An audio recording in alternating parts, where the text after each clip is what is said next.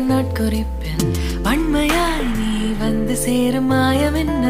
என்னவோ செய்கிறாய் என்னாயுள் எல்லைகள் போலாகிறாய் என்னை ஈர்க்கும் உந்தன் அன்பு இன்று சாந்தமாய் என்னை கட்டி போடும் ஜாலம் என்ன கேட்கிறேன் கூரடி பெண்மையே